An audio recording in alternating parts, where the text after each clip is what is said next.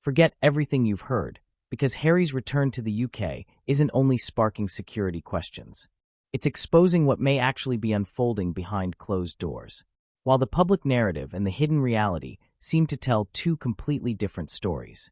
One camp insists everything is finally heading toward a resolution, security worries are being addressed, and a huge breakthrough is just around the corner.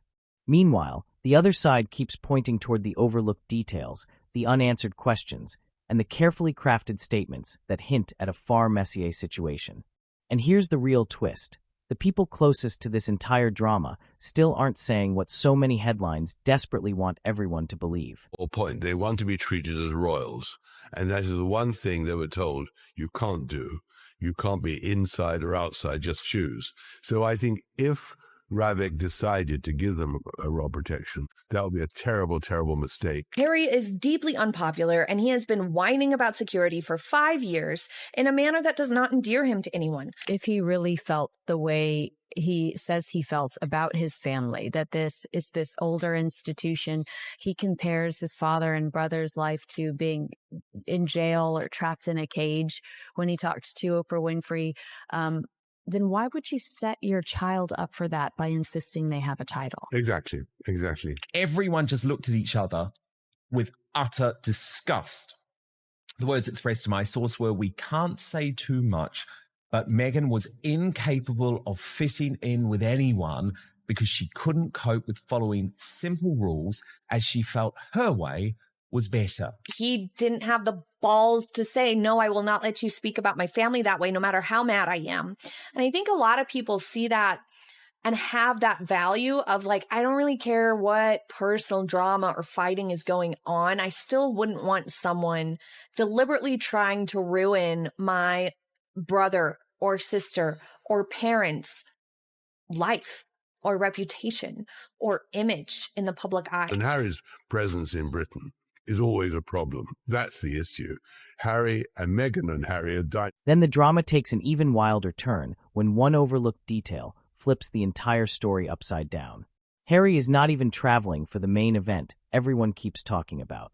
The actual games are scheduled for 2027, meaning this upcoming appearance is nothing more than a special countdown event. Yet somehow the conversation has already spiraled into a massive showdown over security, protection, and whether those old royal conflicts have truly ended. So why did a future appearance suddenly become tied to a dispute that's been dragging on for years? And why is everyone behaving as if a final decision has already been officially reached when the actual wording still sounds far more cautious? They don't give interviews to any other than people who they cultivate and control if they can. Nobody ever asks them, do you regret having lied to Oprah Winfrey? Do you regret having lied on Netflix and all the magazine interviews? Don't you see what a terrible mistake you've made? And are you prepared to apologize? The headlines wasted no time creating a blockbuster impression. They made it sound like everything was basically settled. Harry's concerns had finally been acknowledged, and the entire controversy was nearly finished.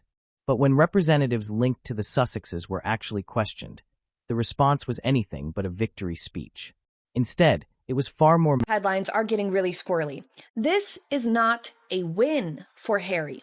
This is not a reversal of his clear, decisive legal defeats. It is simply a reassessment for security that has been conducted for the first time in about 5 years. That single statement instantly became the detail everyone couldn't stop talking about. The fact that nothing had officially changed completely shattered the version of events spreading across the internet. Suddenly, people began wondering where all that confidence had even come from. Was the public only being shown one carefully selected side of the story? Had everyone started celebrating an ending that never actually existed? The reality suggested this supposed agreement was still sitting exactly where it began, with one massive question refusing to disappear.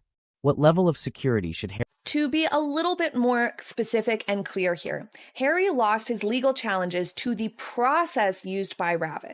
The press is framing the current situation as a win, which is problematic, only because he is ultimately achieving his goal of getting... Reports have suggested that Meghan and the children are unlikely to travel to Britain under the current circumstances, adding yet another emotional twist to an already explosive situation, because now this controversy is no longer just legal or political, it has become deeply personal.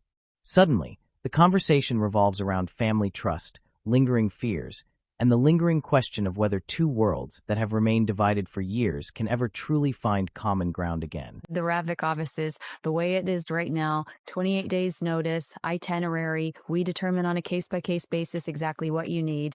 If the man says, my wife and children will be accompanying me, don't you believe that Ravik would be like, yes, you will have. But then the drama exploded again when another incident suddenly entered the spotlight, throwing even more fuel onto an already raging fire. Reports claiming an individual allegedly approached Harry during a charity-related visit instantly became fresh ammunition in the never-ending security debate. Supporters seized on the incident as proof the concerns could not simply be brushed aside. Critics, however, dissected every tiny detail, questioning just how serious the situation really was.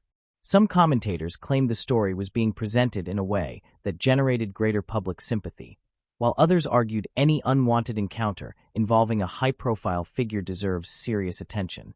And that's exactly where facts collide with public opinion. Every detail suddenly becomes evidence. Every statement turns into a clue. Every silence becomes another mystery for people to decode. Social media quickly split into completely different camps. Some believed the concerns were completely justified and that celebrities face dangers ordinary people never experience. Others questioned whether certain incidents were being amplified to create a bigger public reaction. The debate, some people insist the system worked exactly the way it was always supposed to. Others believe Harry was trapped inside a process that never truly understood his reality.